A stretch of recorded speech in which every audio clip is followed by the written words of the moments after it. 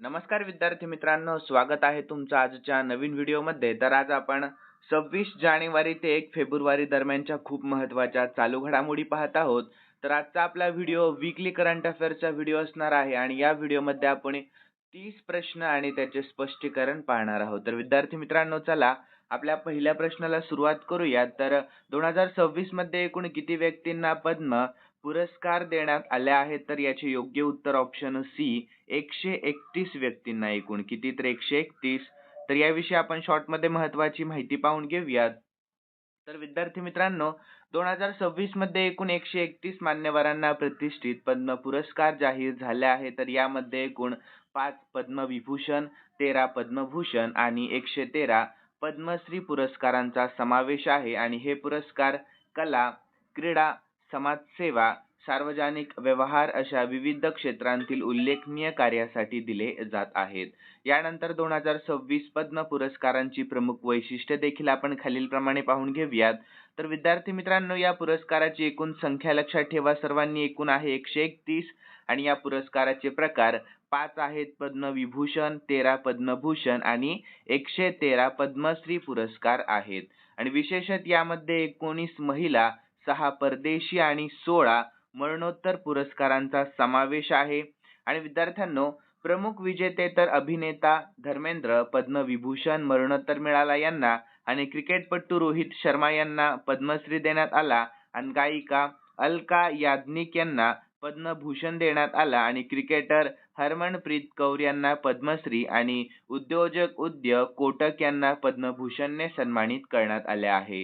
यानंतर आपल्या महाराष्ट्रातील योगदान, तर आपल्या महाराष्ट्रातील एकूण 15 मान्यवरांना हे पुरस्कार जाहीर झाले आहेत आणि हे पुरस्कार दरवर्षी प्रजासत्ताक दिनाच्या पूर्वसंध्येला जाहीर केले जात असतात. तर यानंतर विद्यार्थी मित्रांनो, पुढील प्रश्न आहे आपला दुसरा. तर आपल्या भारताने 26 जानेवारी 2026 रोजी कितवा प्रजासत्ताक दिवस साजरा केला आहे? तर याचे योग्य उत्तर ऑप्शन डी 77वा. कितवा? तर 77वा.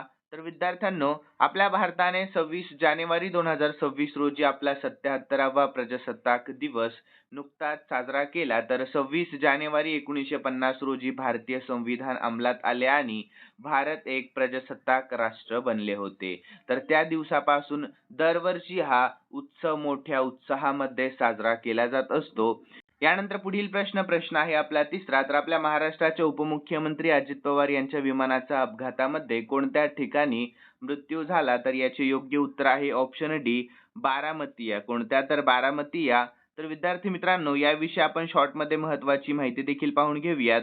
तर आपल्या महाराष्ट्र राज्याचे उपमुख्यमंत्री आणि राष्ट्रवादी काँग्रेस पक्षाचे नेते अजित पवार यांच्या विमानाचा बारामती येथे मोठा अपघात झाल्याची माहिती समोर आली. तर यामध्ये अजित पवार विमानाने मुंबईहून बारामतीमध्ये आले होते, मात्र विमानाचे लँडिंग होत असताना हा अपघात झाल्याची माहिती समोर आली. तर यामध्ये अजित पवारांसह एकूण 6 जणांचा मृत्यू झाल्याची माहिती DGCA दिलेली आहे. तर यानंतर विद्यार्थी मित्रांनो, या घटनेमध्ये दोन्ही वैमानिकांचा मृत्यू झाल्याचेही समोर आले आणि ANI वृत्तसंस्थेने अपघात स्थळाचे व्हिडिओ देखील शेअर केले आहेत आणि विमान उतरत असताना एका शेतामध्ये ते कोसळल्याचे देखील दिसत आहे आणि यामुळे परिसरामध्ये काही काळ धुराचे लोट दिसत होते. तर सदर अपघाताची माहिती मिळाल्यानंतर तत्काळ बचाव कार्य सुरू करण्यात आले होते, मात्र अपघात इतका भीषण होता की त्यामध्ये सर्वांचा मृत्यू झाल्याची माहिती समोर आली. यानंतर विद्यार्थी मित्रांनो, चौथा प्रश्न. तर कोणता देश जगातील दुसऱ्या क्रमांकाचा सर्वात मोठा 5G वापरकर्ता देश बनला आहे? तर याचे योग्य उत्तर ऑप्शन ए आपला भारत देश. कोणता देश? तर आपला भारत देश बनला आहे. तर विद्यार्थी मित्रांनो, भारत हा देश चीनला मागे टाकत, म्हणजे चीन हा पहिल्या क्रमांकावर आहे, तर 400 दशलक्षाहून अधिक 5G वापरकर्त्यांसह जगातील दुसऱ्या क्रमांकाचा सर्वात मोठा 5G वापरकर्ता देश बनला आहे. तर ऑक्टोबर 2022 मध्ये 5G सेवा सुरू झाल्यानंतर अवघ्या काही वर्षातच आपल्या भारत देशाने ही मोठी झेप घेतली असून अमेरिका आणि जपान सारख्या प्रगत देशांना देखील मागे टाकले आहे.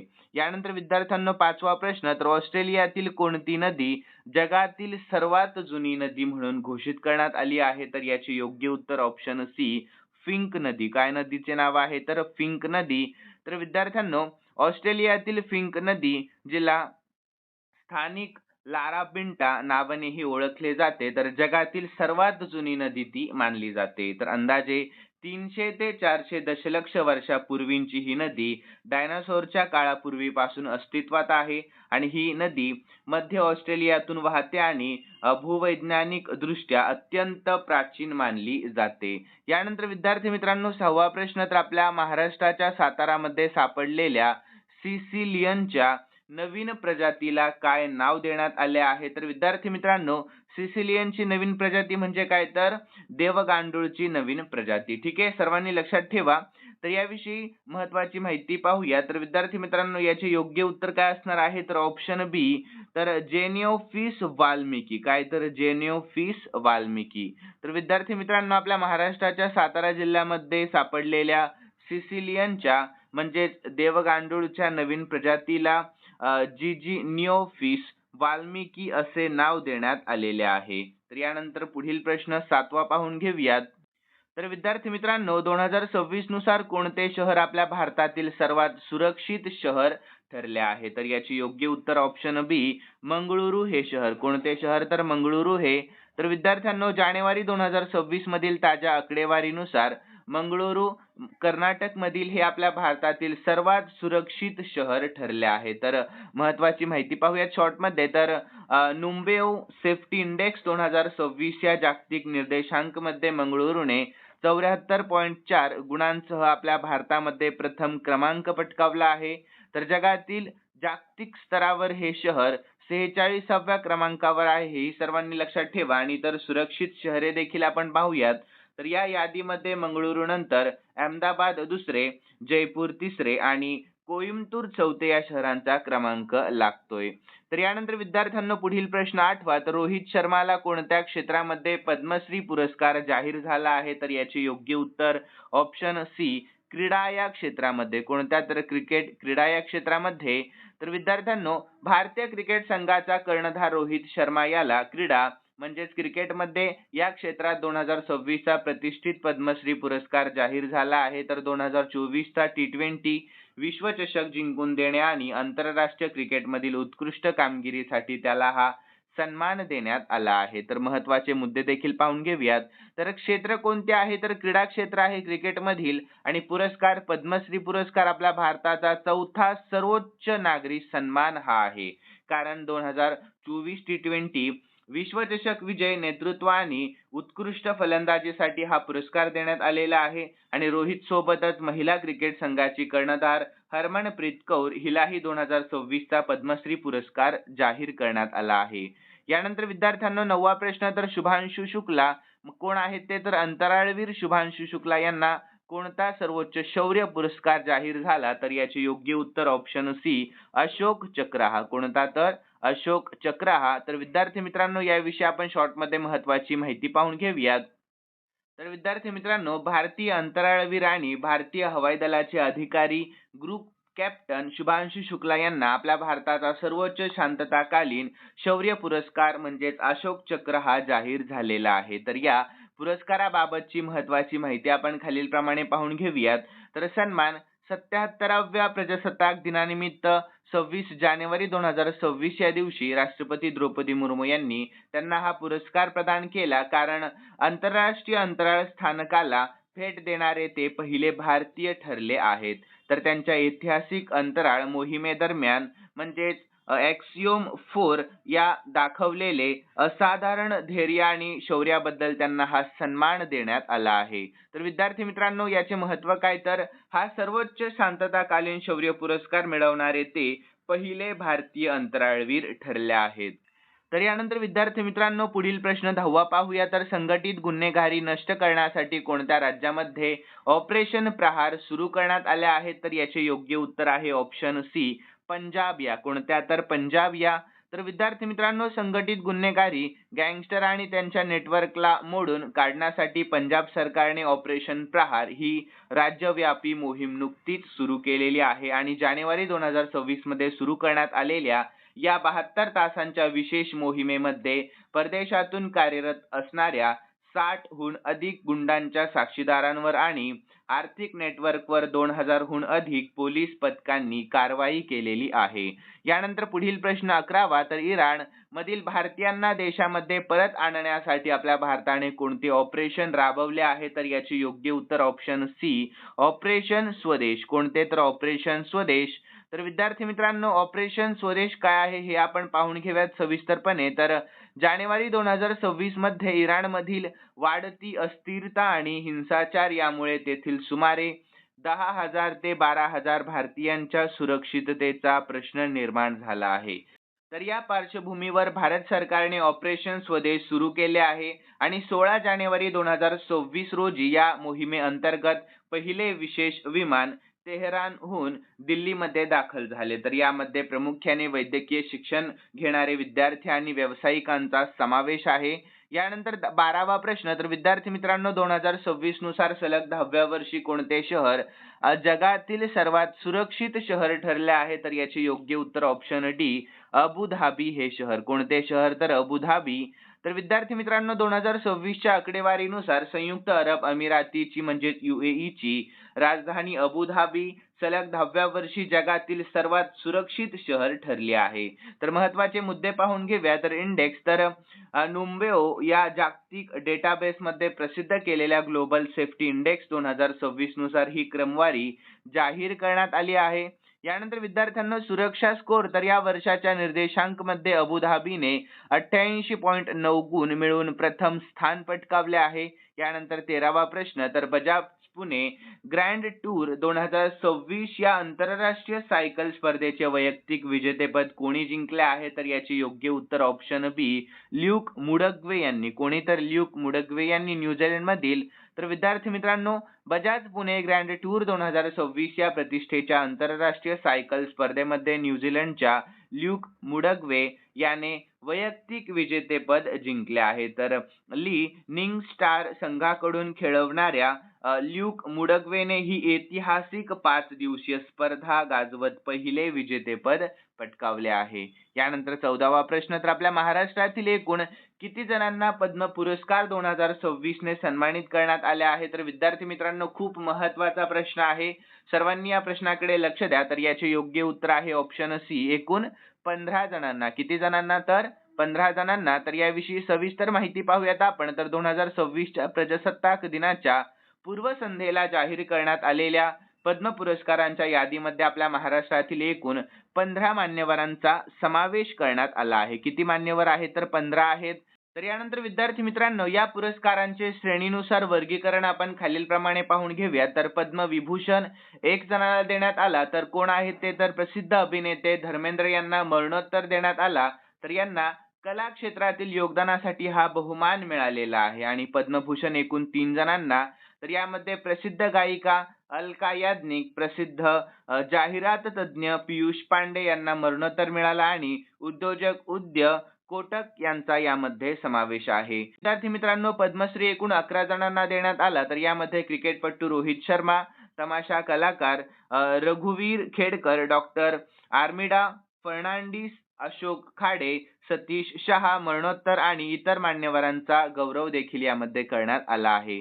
यानंतर 15वा प्रश्न, तर कोणत्या राज्याने गुटखा, पान मसाला आणि तंबाखूजन्य सर्व पदार्थांवर पूर्णपणे बंदी घातली आहे? तर याचे योग्य उत्तर आहे ऑप्शन डी, ओडिशा या. कोणत्या? तर ओडिशा या.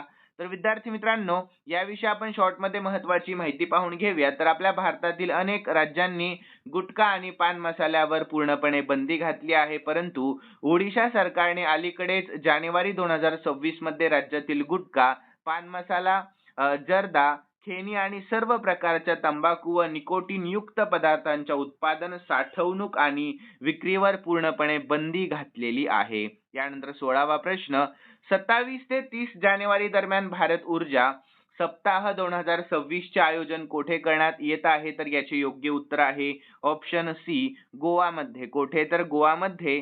तर विद्यार्थ्यांनो भारत ऊर्जा सप्ताह 2026 चे आयोजन 27 ते 30 जानेवारी दरम्यान गोवा येथे करण्यात येत आहे. कशाचे? तर इंडिया एनर्जी वीक 2026 चे.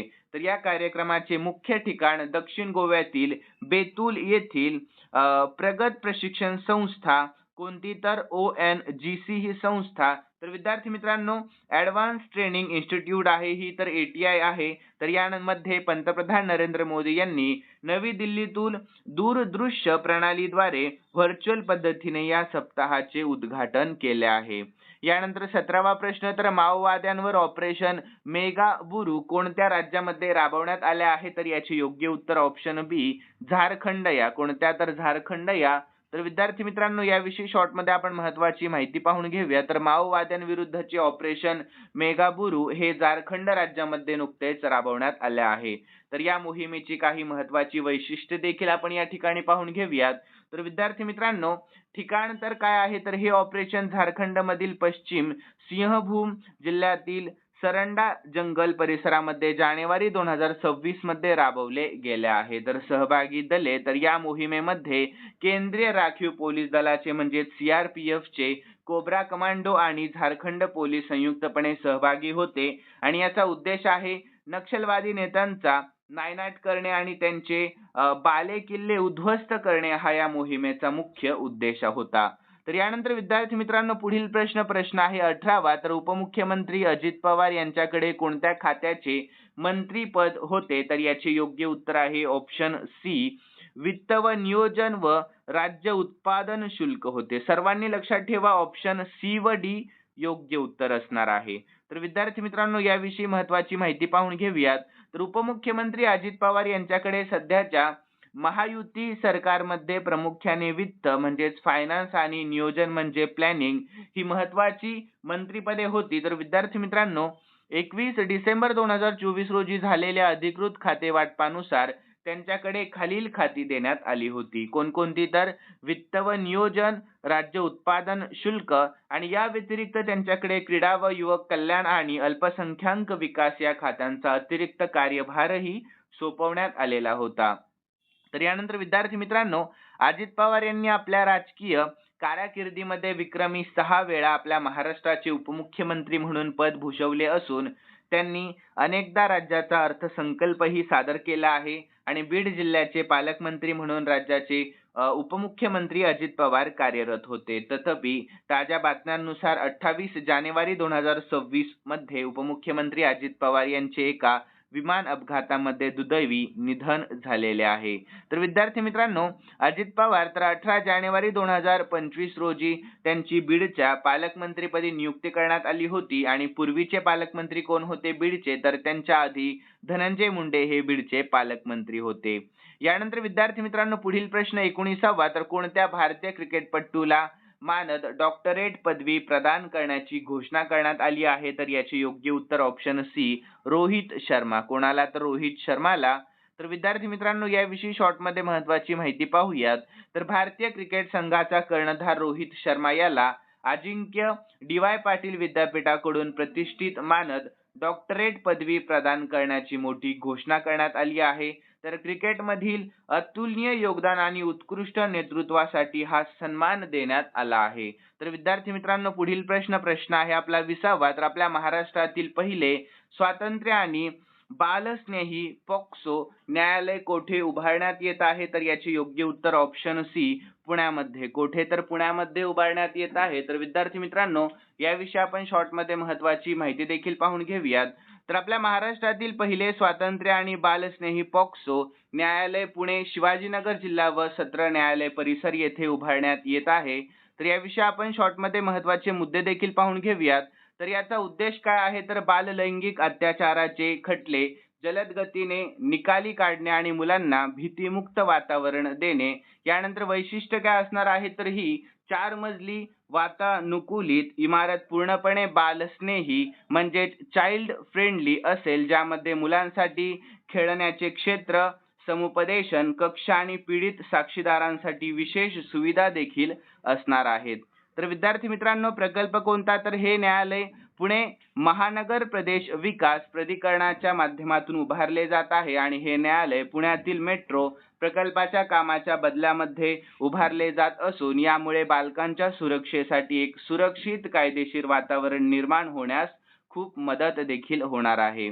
यानंतर पुढील प्रश्न आहे 21वा. तर 15 वर्षाखालील मुलांना सोशल मीडिया वापरावर पूर्णपणे बंदी घालणारा जगातील दुसरा देश कोणता देश ठरला आहे? तर याचे योग्य उत्तर ऑप्शन सी, तो देश आहे फ्रान्स हा देश. कोणता? तर फ्रान्स हा. तर विद्यार्थ्यांनो, 15 वर्षाखालील मुलांच्या सोशल मीडिया वापरावर पूर्णपणे बंदी घालणारे विधेयक मंजूर करणारा फ्रान्स हा जगातील दुसरा देश ठरला आहे. तर या निर्णयाशी संबंधित काही महत्त्वाचे मुद्दे आपण खालीलप्रमाणे पाहून घेऊयात. तर विद्यार्थ्यांनो, पहिली बंदी, तर 16 वर्षाखालील मुलांसाठी अशी बंदी लागू करणारा ऑस्ट्रेलिया हा जगातील पहिला देश ठरला होता. तर याचा उद्देश काय? तर मुलांचे मानसिक आरोग्य सुरक्षित ठेवणे, सायबर बुलिंग रोखणे व त्यांच्या स्क्रीन वेळेवर मर्यादा आणणे हे या कायद्याने मुख्य उद्दिष्ट ठेवले आहेत. तर विधेयक काय आहे? तर फ्रान्सच्या नॅशनल असेंब्लीने नुकतेच हे विधेयक मंजूर केले असून ते आता अंतिम मंजुरीसाठी सिनेटमध्ये पाठवले जाणार आहे. तर विद्यार्थी मित्रांनो, यानंतर इतर देश, तर डेन्मार्क आणि नॉर्वे सारखे दोनही हे देश अशाच प्रकारचे कायदे करण्याच्या प्रक्रियेमध्ये आहेत. यानंतर पुढील प्रश्न आहे 22वा. तर आपल्या भारतातील पहिले एकात्मिक खाजगी उपग्रह उत्पादन केंद्र कोठे सुरू करण्यात आले आहे? तर याचे योग्य उत्तर ऑप्शन सी, अहमदाबाद गुजरातमध्ये. कोठे? तर अहमदाबाद गुजरातमध्ये. तर विद्यार्थ्यांनो, आपल्या भारतातील पहिले एकात्मिक खाजगी उपग्रह उत्पादन केंद्र गुजरातमधील सानंद येथील खोराज येथे सुरू करण्यात आले आहे. तर अजिस्ता स्पेसच्या या प्रकल्पाचे नाव पाल्कनारो असे आहे, जे खाजगी क्षेत्रातील उपग्रह आणि प्रगत ऑप्टिकल पेलोडच्या स्वदेशी उत्पादनावर केंद्रित आहे. सर्वांनी लक्षात ठेवा ही माहिती. तर विद्यार्थी मित्रांनो, यानंतर पुढील प्रश्न आहे आपला 23वा. तर आपल्या महाराष्ट्र राज्याचा अर्थसंकल्प कोण मांडणार आहे? तर याचे योग्य उत्तर ऑप्शन डी, देवेंद्र फडणवीस मांडणार आहेत. कोण? तर देवेंद्र फडणवीस. तर यानंतर विद्यार्थी मित्रांनो, याविषयी आपण महत्त्वाची माहिती पाहून घेऊया. तर आपल्या महाराष्ट्राचे उपमुख्यमंत्री आणि अर्थमंत्री अजित पवार यांच्या नुकत्याच झालेल्या अपघाती निधनामुळे 2026-27चा राज्याचा अर्थसंकल्प मुख्यमंत्री देवेंद्र फडणवीस मांडण्याची शक्यता आहे. तर या संदर्भातील महत्त्वाची माहिती आपण खालीलप्रमाणे पाहून घेऊयात. तर अर्थसंकल्पाची शक्यता, तर अर्थमंत्री अजित पवार यांचे 28 जानेवारी 2026 रोजी विमान अपघातामध्ये निधन झाल्यामुळे त्यामुळे अर्थ खात्याचा अतिरिक्त कार्यभार सध्या मुख्यमंत्री देवेंद्र फडणवीस यांच्याकडे आहे. तर अधिवेशन तारीख, तर राज्याचे अर्थसंकल्पीय अधिवेशन 23 फेब्रुवारी 2026 पासून सुरू होणार आहे आणि सादरीकरण तर साधारणपणे 2 किंवा 3 मार्च 2026 रोजी अर्थसंकल्प सादर केला जाऊ शकतो. जर तोपर्यंत नवीन अर्थमंत्र्यांची नियुक्ती झाली नाही तर मुख्यमंत्री फडणवीस स्वतः विधानसभेमध्ये अर्थसंकल्प मांडतील. तर विद्यार्थी मित्रांनो, विधान परिषदेमध्ये अर्थ राज्यमंत्री आशिष जयस्वाल अर्थसंकल्प सादर करतील अशी माहिती समोर येत आहे. यानंतर सध्या अधिकृतपणे नवीन अर्थमंत्र्यांची घोषणा झालेली नसली तरी प्रशासकीय सत्रांनुसार मुख्यमंत्रीच ही जबाबदारी पार पाडतील असे संकेत मिळत आहेत. यानंतर पुढील प्रश्न आहे 24वा. तर आपल्या महाराष्ट्रामध्ये कोणत्या ऑपरेशन अंतर्गत 55 कोटींचे ड्रग्ज रॅकेट उद्ध्वस्त केले आहे? तर याचे योग्य उत्तर आहे option C, operation Sahyadri checkmate या. कोणत्या? तर ऑपरेशन सह्याद्री चेकमेट या. तर विद्यार्थी मित्रांनो, याविषयी शॉर्टमध्ये महत्त्वाची माहिती पाहून घेऊयात.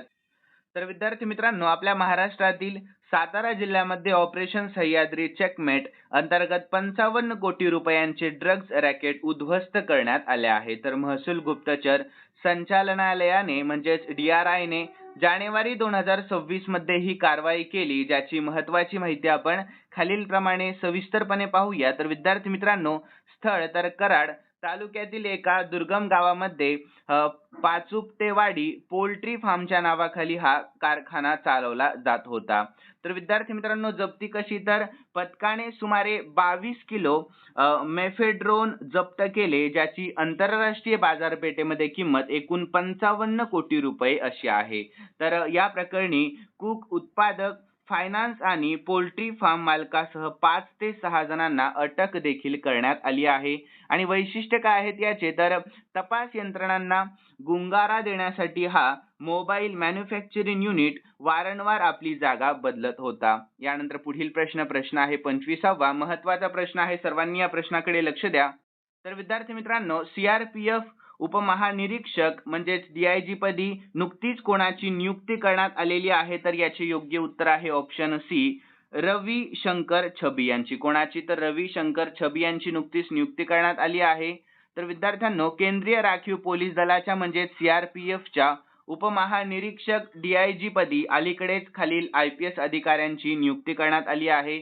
तर रविशंकर छबी हे उत्तर प्रदेश केडरचे 2007च्या बॅचचे IPS अधिकारी आहेत. तर त्यांची 19 जानेवारी 2026 रोजी CRPF मध्ये उपमहानिरीक्षक पदावर नियुक्ती करण्यात आली आहे. तर विद्यार्थी मित्रांनो, याशिवाय जानेवारी 2025 मध्ये ज्ञानेंद्र प्रताप सिंह GP सिंग यांची CRPFच्या महासंचालक म्हणजेच DG पदी नुकतीच नियुक्ती करण्यात आली होती, जे या दलाचे सर्वोच्च अधिकारी आहेत. यानंतर पुढील प्रश्न आहे 26वा. तर कोणत्या राज्याने 2026 हे वर्ष कृषी वर्ष म्हणून नुकतेच घोषित केले आहे? तर याचे योग्य उत्तर ऑप्शन डी, मध्य प्रदेश या राज्याने. कोणत्या? तर मध्य प्रदेश या. तर विद्यार्थ्यांना 2026 हे वर्ष मध्य प्रदेश सरकारने कृषी वर्ष म्हणजेच ॲग्रिकल्चर इयर म्हणून घोषित केले आहे. तर या घोषणेशी संबंधित काही महत्त्वाचे मुद्दे देखील आपण पाहून घेऊयात. तर घोषणा, तर मध्य प्रदेशचे राज्यपाल मंगूभाई पटेल यांनी 77व्या प्रजासत्ताक दिनानिमित्त ही अधिकृत घोषणा केली होती आणि घोषवाक्य थीम काय आहे? तर समृद्ध शेतकरी समृद्ध राज्यही. आणि याचे उद्दिष्ट आहे शेतकऱ्यांचे उत्पन्न वाढवणे, शेतीमध्ये आधुनिक तंत्रज्ञानाचा वापर वाढवणे आणि पशुपालन व दुग्ध व्यवसाय क्षेत्राला चालना देणे हे या उपक्रमाचे मुख्य उद्दिष्ट आहे. तर विद्यार्थ्यांनो, याचे बजेट काय आहे? तर राज्याच्या कृषी अर्थसंकल्प वाढवून 27,000 कोटी रुपयांपेक्षा जास्त करण्यात आलेला आहे. आणि या उपक्रमाअंतर्गत शेतकऱ्यांना नवनवीन प्रयोगांची माहिती घेण्यासाठी इस्रायल आणि ब्राझील यांसारख्या देशांमध्ये देखील पाठवले जाणार आहे. यानंतर विद्यार्थ्यांनो, 27वा प्रश्न, तर आपल्या महाराष्ट्राच्या पहिल्या महिला उपमुख्यमंत्री कोण झाल्या आहेत? तर याचे योग्य उत्तर आहे ऑप्शन सी, सुनेत्राताई अजित पवार झाल्या आहेत. कोण? तर सुनेत्राताई अजित पवार. तर विद्यार्थी मित्रांनो, याविषयी सविस्तर आपण खालीलप्रमाणे माहिती पाहून घेऊया. तर सुनेत्रा पवार या आपल्या महाराष्ट्राच्या पहिल्या महिला उपमुख्यमंत्री झाल्या आहेत. तर या ऐतिहासिक निवडीबद्दल आपण महत्त्वाची माहिती पाहूया. तर शपथविधी, तर त्यांनी 31 जानेवारी 2026 रोजी मुंबईतील राजभवनामध्ये उपमुख्यमंत्री पदाची शपथ घेतली. आणि पार्श्वभूमी, तर त्यांचे पती आणि माजी उपमुख्यमंत्री अजित पवार यांच्या निधनानंतर राष्ट्रवादी काँग्रेस पक्षाने त्यांची विधिमंडळ पक्षनेतेपदी निवड केली होती. तर पोर्टफोलिओ, तर उपमुख्यमंत्री म्हणून त्यांच्याकडे राज्य उत्पादन शुल्क, क्रीडा आणि युवक कल्याण आणि अल्पसंख्याक विकास ही खाती सोपवण्यात आली आहे. तर विद्यार्थी मित्रांनो, राजकीय प्रवास, तर यापूर्वी त्या राज्यसभेच्या खासदार म्हणून कार्यरत होत्या. आणि आज आपण सुनेत्रा पवार यांचा राजकीय प्रवास कसा आहे, त्यांचे प्रारंभिक जीवन कसे होते याबद्दल सविस्तर माहिती देखील पाहून घेऊयात.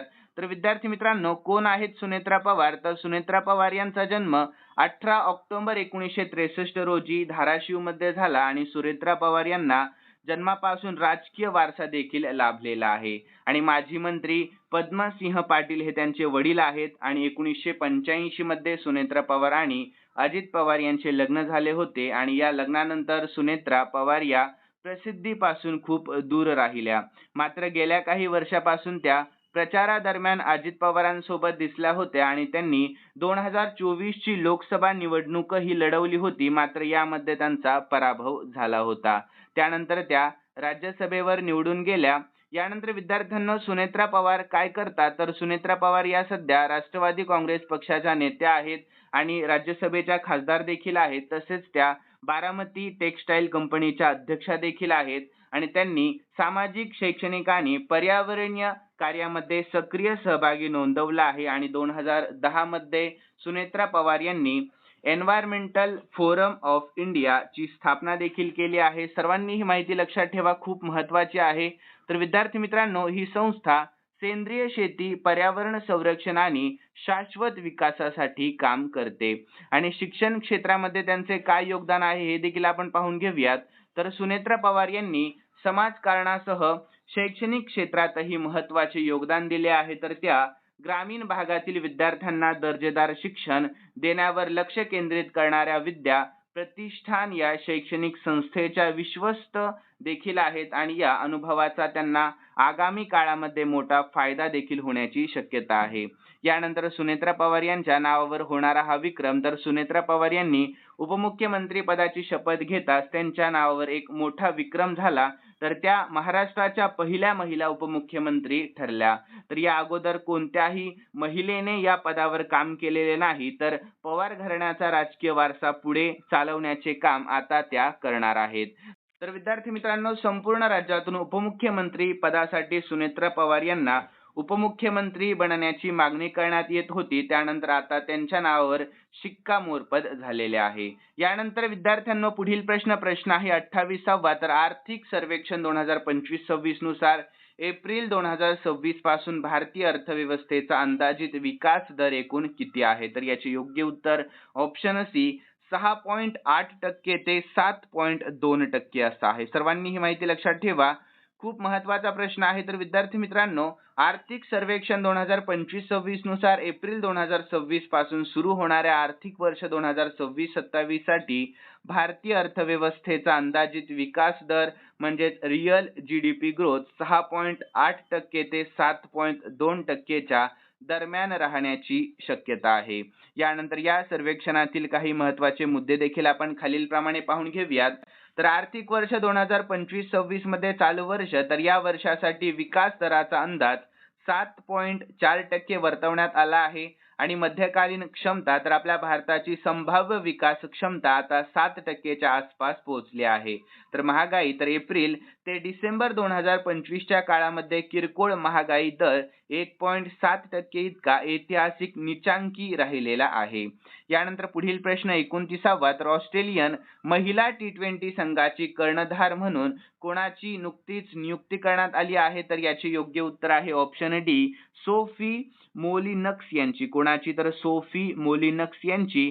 तर विद्यार्थी मित्रांनो, ऑस्ट्रेलियन महिला T20 संघाच्या नवीन कर्णधार म्हणून अष्टपैलू खेळाडू सोफी मोलिनक्स यांची नुकतीच नियुक्ती करण्यात आली आहे.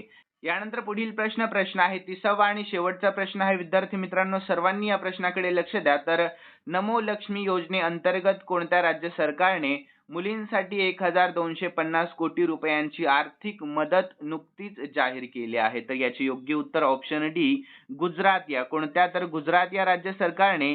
तर विद्यार्थी मित्रांनो, याविषयी आपण शॉर्टमध्ये महत्त्वाची माहिती देखील पाहून घेऊया. तर नमो लक्ष्मी योजनेअंतर्गत मुलींच्या शिक्षणासाठी गुजरात राज्य सरकारने 1250 कोटी रुपयांची आर्थिक मदत जाहीर केली आहे. तर या योजनेची महत्त्वाची माहिती देखील पाहूयात आपण. तर विद्यार्थ्यांनो, उद्दिष्ट काय आहे? तर 9वी ते 12वी मध्ये शिकणाऱ्या मुलींना माध्यमिक आणि उच्च माध्यमिक शिक्षण पूर्ण करण्यासाठी प्रोत्साहन देणे आणि शाळा सोडण्याचे प्रमाण खूप कमी करणे. यानंतर लाभार्थी, तर या योजनेचा फायदा राज्यातील सुमारे 12 लाख मुलींना होणार आहे आणि मदत काय? तर पात्र मुलींना 4 वर्षांच्या कालावधीमध्ये एकूण 50,000 रुपयांची आर्थिक मदत थेट बँक खात्यामध्ये जमा केली जाणार आहे. तर 2025-26 या शैक्षणिक वर्षासाठी गुजरात सरकारने या योजनेसाठी 1250 कोटी रुपयांची तरतूद मंजूर केली आहे. सर्वांनी माहिती लक्षात ठेवा. तर विद्यार्थ्यांनो, खालील 2 प्रश्न मी स्पेशली तुमच्यासाठी ठेवलेले आहेत आणि हे 2 प्रश्न आपण या वीकली करंट अफेअर व्हिडिओमध्ये पाहिलेत. तर सर्व विद्यार्थ्यांनी दोन्ही प्रश्नाची उत्तर आपल्या कमेंटमध्ये कळवायचं आहे. तर प्रश्न पाहून घेऊयात. 2026 मध्ये एकूण किती व्यक्तींना पद्म पुरस्कार देण्यात आलेले आहेत? तर विद्यार्थी मित्रांनो, योग्य उत्तर सर्वांनी आपल्या कमेंटमध्ये कळवा. यानंतर पुढील प्रश्न आहे दुसरा. तर आपल्या महाराष्ट्राच्या पहिल्या महिला उपमुख्यमंत्री कोण झाल्या आहेत? तर याचेही योग्य उत्तर तुम्हाला आपल्या कमेंटमध्ये कळवायचं आहे. आणि विद्यार्थ्यांनो, तुम्हाला आजचा व्हिडिओ कसा वाटला हे देखील सांगा आणि जाता जाता सर्व विद्यार्थ्यांनी या व्हिडिओला लाईक करा, शेअर करा आणि सबस्क्राईब करायला अजिबात विसरू नका. तर चला भेटूयात आपण नवीन व्हिडिओमध्ये. धन्यवाद.